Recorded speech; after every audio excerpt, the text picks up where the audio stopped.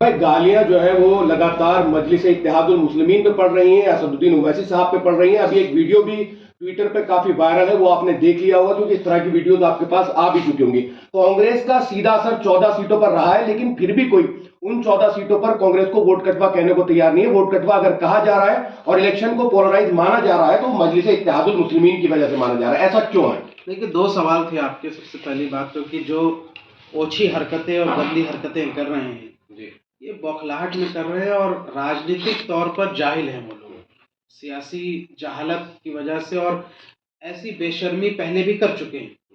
अब चूंकि वो जिस पार्टी के समर्थक हैं या जिस पार्टी के लोग या किनके इशारे पर कर रहे हैं, वो शायद अरविंद केजरीवाल के इशारे पर कर रहे होंगे। अब अरविंद केजरीवाल अगर गालीबाज है तो उसके समर्थक भी गालीबाज रहेंगे ना। तो इसलिए मुझे इसमें कोई शक नहीं है कि इस तरह की हरकतें वो अपने आका के इशारे पर कर रहे हैं। और जिसने भी बैरिस्टर असदुद्दीन ओवैसी साहब के खिलाफ अपशब्द कहा है, कानूनी तौर पर हम जो उस पर कर सकते हैं, कानूनी तौर पर हमारे जो लोग हैं, जो हमारी लीगल सेल है, उस पर विचार कर रही है कि कानूनी तौर पर क्या उसमें कार्रवाई हो सकती है। लेकिन इन्होंने अपना एक रूप दिखा दिया। भाई, आप ओखला की आवाम ने आपको वोट दिया, आप जीत गए, थोड़ी नैतिकता और शर्म होनी चाहिए, आपको उसको कबूल करना चाहिए। आप किसको गाली दे रहे हैं? आप शिफाउर रहमान को दे रहे हैं, आप इनडायरेक्टली दे रहे हैं। भाई, इनका निशाना तो शिफाउर रहमान और ताहिर हुसैन, ये वो दो मजलूम परिवार हैं जो दूसरी पार्टी के पास गए थे, अप्रोच भी हुआ था, लेकिन उन पार्टियों ने उनको टिकट नहीं दिया। आज जिस तरीके से राजनीतिक तौर पर MIM उनके साथ खड़ी रही एक परिवार की तरह, इस मजलिस की वजह से, इस टिकट देने की वजह से, इस चुनाव लड़ने की वजह से ये दोनों मजलूम अपने परिवारों से मिल पाए, अपने मोहल्ले में घूम पाए, अपने लोगों से मिल पाए। ये मजलिस ही तो करे, कांग्रेस और आम आदमी पार्टी ने किया ये तो मुंह छिपाए फिर रहे थे। तो क्या जवाब है इनके पास? और दूसरी बात, 40,000 वोट लाना कोई कम बात नहीं होती। 40,000 वोट जो लेकर के आ रही है पार्टी, आज आप उसको गाली दे रहे हैं, यानी ओखला के 40,000 आवाम को आप गाली दे रहे हैं। मैं पूछना चाहता हूं ओखला के विधायक से कि क्या आप ओखला के उन 40,000 आवाम को गाली दे रहे हैं? ओखला के उन 40,000 लोगों के मुंह पर थूक रहे हैं जिन्होंने MIM को वोट दिया? तो ये अमानतुल्लाह साहब को भी और केजरीवाल साहब को भी तय करना पड़ेगा, और उनके समर्थकों को भी, कि आप किसको गाली दे रहे हैं। क्या आप यहाँ से शिफाउर रहमान साहब के खिलाफ इस तरह की बातें कर, एक मजलूम जो 5 सालों से जेलों में, अरे भाई, हमारे प्रत्याशी तो वही थे ना, चुनाव तो वही लड़े। खाली अमानतुल्लाह की बात नहीं है, आपने वकील साहब का भी बयान सुन लिया होगा। देखिए, पोंगा कौन क्या बोलता है, इससे बहुत ज्यादा फर्क नहीं पड़ता है। सड़कों पे बहुत सारे लोग चलते फिरते रहते हैं। मैं दिल्ली प्रदेश अध्यक्ष होने के नाते में किसी का नाम लेना मुनासिब नहीं समझता, कोई ज़रूरत भी नहीं। लेकिन ये किनके इशारे पर कर रहे हैं, ये बहुत ज़्यादा मायने रखता है।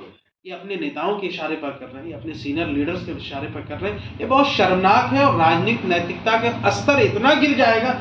अभी मैं शिफाउर रहमान साहब की अहलिया मोहतरमा से मिलने गया तो उनके आंखों में आंसू थे।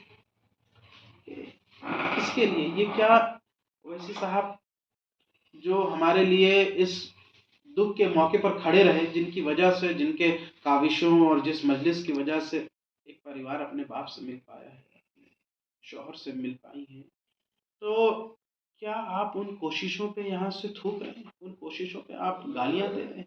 शर्मनाक बात है। ये बैरिस्टर साहब को गाली नहीं है, बल्कि उन 40,000 आवाम को ये गाली दे रहे हैं जिन्होंने मजलिस को वोट दिया। ये उनको गाली दे रहे हैं जो हमारे प्रत्याशी थे, उनके परिवार को गाली दे रहे हैं। ऐसी शर्मनाक हरकत मुझे नहीं लगता कि ओखला के इतिहास में किसी और ने किया होगा। मैं बस ये बात आवाम तक छोड़ के जाता हूँ कि आवाम फैसला करे कि ये गलत है या सही है। बाकी कानूनी तौर पर इस पर जो कुछ भी होगा तो ये तो बाकी देखेंगे। लेकिन जमाई साहब, कहा जा रहा है कि 2 सीट ही नहीं, पूरे दिल्ली की जो सरकार जो बदलवाने में आप लोग का बड़ा हाथ है। ये अमानतुल्लाह खान ने बड़ा आरोप लगाया है। ये तो बौखलाहट है। तो भाई, 2 सीटें हम लड़े हैं और आपको 68 सीटें मिली थी। इफेक्ट सारे सीटों पे हुआ है ना। कैसे? जज्बाती तकरीर का हिंदुओं ने। फिर तुम्हारे केजरीवाल का इफेक्ट नहीं है? फिर आप छोड़ दो भाई। आप नहीं, आप उस पार्टी में क्यों हो जिसका इफेक्ट इस पूरे दिल्ली में नहीं है? भड़काऊ बयान की वजह से हिंदू इकट्ठा हो गए। बड़े बड़े नेता हार गए हो, अरविंद केजरीवाल, मनीष सिसोदिया, सत्येंद्र जैन, ये सब हार गए हैं। आप पूछिए ना कि क्या गठबंधन था यहाँ से। आतिशी जी जीतने के बाद क्यों डांस कर रही है? आतिशी जी का बीजेपी के साथ क्या साठगांठ रहा है, या इसमें राघव चड्ढा लोग और कैसे लोग, ये मैं खोलना नहीं चाहता है। ये जनता को पता है कि क्या चल रहा है। आम आदमी पार्टी जो कुछ 68 सीटों पे करारी हार उनको हुई है, बाकी जो उन्होंने लड़ी हमारे 2 सीट लड़ने के अलावा, उससे उनका हाल पूछिए ना। आप क्यों नहीं हरा सके उनको? आप क्यों नहीं हरा सके उनको? क्या वजह थी? ये कांग्रेस से क्यों नहीं पूछते आप? अरविंद केजरीवाल जिस सीट पर हारे हैं वहां पर बीजेपी और आम आदमी पार्टी के वोट का जो डिफरेंस रहा है वो लगभग 2500 के आसपास रहा है, 2500-2600 का। और कांग्रेस के जो प्रत्याशी थे संदीप जिथित, उनको वही 2500-2600 वोट। लेकिन शोएब भाई उन लोगों ने जिस जज्बात से कैंडिडेट खड़े किए, दोनों से आपको हार का सामना करना पड़ा है, पहला रिएक्शन क्या है आपका? बिस्मिल्लाहिर्रहमानिर्रहीम। सबसे पहले तो मैं ओखला और मुस्तफ़ाबाद की आवाम का शुक्रिया अदा करना चाहता हूँ कि उन्होंने मजलिस पर अपना भरोसा दिखाया और जो 73,000 वोट हमें मिले हैं इन दोनों विधानसभा चुनाव में। पहली बार दिल्ली के अंदर MIM विधानसभा चुनाव लड़ रही थी और उस गढ़ में हम चुनाव लड़ रहे थे जहां बरसों से कांग्रेस और आम आदमी पार्टी को भर भर के वोट मिला करते थे। अब ये भी एक बहुत बड़ी चीज़ है कि 73,000 लोगों ने जो मजलिस पर भरोसा दिखाया है, उनके भरोसे को हमको बरकरार रखना है। ये अलग बात है कि हम जो नतीजे एक्सपेक्ट कर रहे थे वो नतीजे नहीं आए, और सदर मजलिस ने भी इन दोनों मुस्तफ़ाबाद और ओखला की आवाम का शुक्रिया अदा किया है। हमारी लड़ाई जारी रहेगी। हमने पहले भी कहा था कि सिर्फ चुनाव के नज़रिए से हम इसको नहीं देखते, बल्कि मजलिस का अपना एक मिशन है, वो है मजलूमों के साथ, गरीबों के साथ खड़ा होना। और जो इन परिवारों के साथ जो आज हम खड़े हुए हैं, वो पहले भी हम उनके कॉज में साथ थे, आज भी हैं और आगे भी खड़े रहेंगे। ऐसा नहीं है कि चुनाव ख़त्म हो गया तो शिफाउर रहमान और ताहिर हुसैन साहब के परिवार के साथ हमारा नहीं रहेगा, बल्कि मैं तो सिर्फ ये कहता हूँ कि ये तो अब शुरुआत है और ये शुरुआत हमने की है और ये मिशन आगे भी बढ़ेगा। ये दोनों प्रत्याशियों के परिवारों से हमारी बातचीत हुई और हमारा ये मुश्तरका तौर पर मानना है कि मुस्तफ़ाबाद और ओखला के अंदर MIM ही मजबूत तौर पर विपक्ष की भूमिका निभाएगी और हम जनता के काम करवाएंगे। इन दोनों घरों के दरवाजे और हमारी MIM के ऑफिस के भी दरवाजे जनता के लिए खुले हैं। इंशाल्लाह जो भी परेशानी, जो भी मुद्दा होगा, हम उस पर खड़े रहेंगे इंशाल्लाह। लेकिन एक टैग फिर से लग गया है कि आप बीजेपी की बी टीम में, मुस्तफाबाद में आपने हरवा दिया।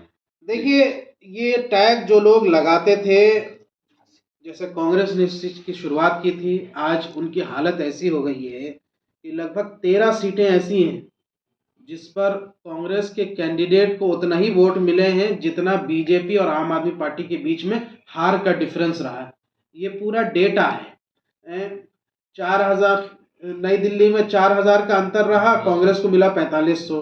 छतरपुर में 6,200 समथिंग का डिफरेंस रहा, कांग्रेस को मिला 6600। जंगपुरा में 675 का डिफरेंस रहा, इसको 7300 मिला।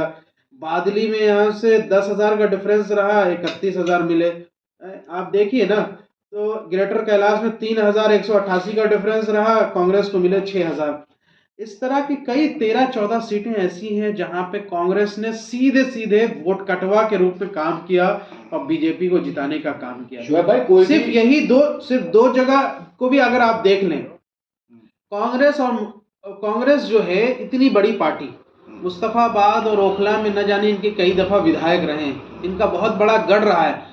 राहुल गांधी, प्रियंका गांधी ने आकर प्रचार किया नहीं किया? राहुल गांधी जी आए ओखला में, प्रियंका गांधी जी आई मुस्तफाबाद में। कांग्रेस को कितना वोट मिला? इन दोनों विधानसभा मिलाकर के कांग्रेस को वोट मिले 22 से 23 हजार के करीब, और MIM को कितना वोट मिला? 73,000 वोट। हम कांग्रेस से 50,000 वोट ज्यादा लेकर के आए हैं इन दोनों विधानसभा। अब बताओ, वोट कटवा पार्टी को। तो कांग्रेस की हालत तो ऐसी हो गई है कि भाई उसको कोई पूछ नहीं रहा। मजलिस तो पहली बार चुनाव लड़ रही है, कांग्रेस ने तो 70 सीटों पे चुनाव लड़ा, हम 2 सीटों पे चुनाव लड़े और हम 73,000 वोट लेकर आए। फिर कैसे क्या यहाँ से वोट का डिफरेंस आपके बीच 4-5 हजार का है, ठीक है ना, बीजेपी और आम आदमी पार्टी के बीच में, और वहां पर हमारा प्रत्याशी 5-6 हजार वोटों में सिमट रहा है। तो आप कह सकते थे ये इल्जामात, हमारा प्रत्याशी 33,000 वोट लेके आया भाई, पहली बार एमआईएम दिल्ली के अंदर विधानसभा चुनाव लड़ रही, कैसी गजब बातें करते, और हम क्यों ना लड़े भाई। बीएसपी लड़ी, वो दूसरे क्या बोलते हैं अजीत पवार की पार्टी लड़ी, चंद्रशेखर लड़े, ये सब कहाँ है? उनके किसी भी कैंडिडेट पे दंगे के आरोप नहीं थे, उनके साथ सिंपैथी का कोई मामला नहीं था, इसलिए आप ज्यादा टारगेट हुए हैं। तो मुझे बताइए कि क्या आम आदमी पार्टी या अमानतुल्लाह साहब ताहिर हुसैन को या शिफाउर रहमान को दंगाई मानते हैं? खाली आप पूछ लीजिए उनसे, क्या वो वही भाषा बोलना चाह रहे हैं जो बीजेपी बोल रही है? क्या ये दंगाई है या पीड़ित, ये मजलूम है या जालिम है? ये फैसला यहाँ से आवाम को, और आवाम ने 40,000 वोट और 33,000 वोट ताहिर हुसैन साहब को दे करके ये तय कर दिया है कि आज भी वो दिलों का यहाँ से वो जज्बात जिंदा है। और हो सकता है कि नतीजों में थोड़ी बहुत हमें वो एक्सपेक्टेशन नहीं मिली या फिर हम उस क्रॉस नहीं कर पाए, लेकिन लड़ाई हमारी जारी। लेकिन जो इन लोगों ने जो हमें वोट दिया है, हम इनके लिए लीडर हैं, हम इनकी लड़ाई लड़ेंगे इंशाल्लाह। हम कहीं झुक नहीं रहे हैं, ना मुंह छुपा रहे हैं, ना भाग रहे हैं। और अभी आने वाले महीनों में कब क्या हो सकता है, कौन क्या पार्टी बदल ले। भाई ओखला विधानसभा ने अपना अभी आप लीडर देखिएगा आम आदमी पार्टी के जो कितने बचे हैं, इनके 22 बचे। 22 बचे। 22 में कितने रहेंगे, ये भी बहुत बड़ा सवाल है कि 22 में टिक के कितने रहेंगे। और खुद हमारे ओखला वाले जो बड़े भाई साहब हैं वो रहे न रहे, ये भी लेकिन तो बहुत बड़ा ओखला सवाल की है। आवाम ने अपना लीडर खुद चुन लिया है, और अमानतुल्लाह खान ने एक जनसभा को संबोधित करते हुए कहा था कि जेल से निकलने के लिए वोट की नहीं, अच्छे वकील की जरूरत है। उसको कैसे आप देखेंगे, बताइए। देखिए, शिफाउर रहमान साहब के साथ हमारी लीगल टीम लगी हुई जी, और लीगल टीम काम कर रही है। पूरे हैदराबाद से लेकर यहाँ तक लीगल टीम लगातार काम करती है। सुप्रीम कोर्ट में भी जो मैटर गया, सारी चीज़ें, और हर वक्त हम लोग इस ये में हैं। लेकिन मैं पूछना चाहता हूँ कि जो आपने भाजपा का जो डर दिखाया कि बीजेपी आ जाएगी, कहीं है? अब तो ओखला की आवाम को समझ जाना चाहिए कि भाई बीजेपी का आने के कोई चांस नहीं है। आपने बीजेपी का डर दिखा दिखा के लोगों को बरगलाया, और आप इतने वोट लेकर के आए। शिफा रहमान साहब 40,000 वोट लेकर के आए। बीजेपी आ गई क्या?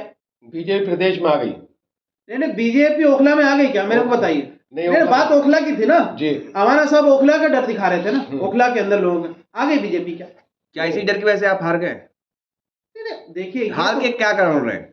बहुत सारे कारण हो सकते हैं। मुझे लगता है कि दिन में 1 बजे के बाद चुनाव वाले दिन और उससे 1 रात पहले जो पैसों का वितरण किया गया है, हमने उस पर जो है चुनाव आयोग को ट्वीट भी किया था, उस पर एक्शन भी हुआ। ये जो रातों में बोरों में भर भर के जो पैसे बांटे जा रहे थे, वो कहाँ से आ रहे थे पैसे?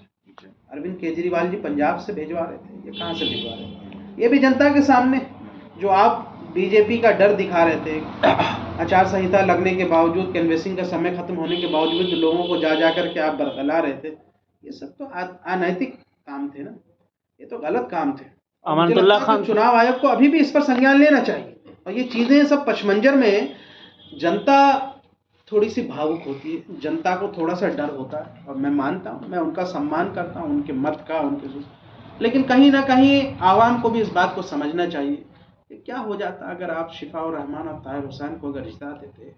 आज हमारी 2 आवाज़ें दिल्ली के अंदर ऐसी गूंजती कि उन पर भारी रहती। जो मुद्दे आम आदमी पार्टी के लोग नहीं रख सकेंगे, ये एमआईएम रखती। कहाँ चूक हो गई? नहीं, देखिए, कई कारण हो सकते हैं। हम इसकी समीक्षा बैठक करेंगे और समीक्षा भी होगी कि कहाँ कहाँ कैसे किन वार्डों में क्या रहा। लेकिन मुझे लगता है कि ये जो अभी भी वो जो माइंडसेट बना है ना कि बीजेपी आएगी, और उसकी वजह से देखो, बीजेपी तो लोकसभा चुनाव में भी जीत गई थी, अरविंद केजरीवाल वहां नहीं हरा सके। बीजेपी तो यहाँ से जीत गई, अरविंद केजरीवाल नहीं हरा सके उसको।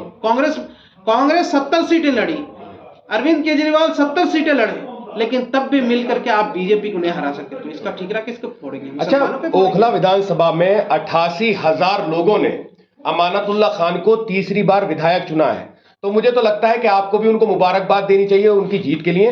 क्या आपको नहीं लगता कि मुसलमानों के किसी मुद्दे पर वो भी आवाज उठाने लायक है, वो आवाज नहीं उठाएंगे? देखिए, मैं कभी इस पर ओछी कमेंट कभी नहीं किया, और ना ही मैंने उनके खिलाफ कभी इस तरह के अपशब्दों का इस्तेमाल किया। ठीक है, उनकी जीत उनको मुबारक हो। और एक दिल्ली प्रदेश अध्यक्ष होने के नाते मैं इस राजनीतिक नैतिकता को भी समझता हूँ, और जो हमारे कैंडिडेट यहाँ जीते हैं जो दूसरे पार्टी से, उनको मुबारकबाद है, जनता ने उनको जिताया, तो मैं जनता के मतों का सम्मान करता हूँ। लेकिन क्या वो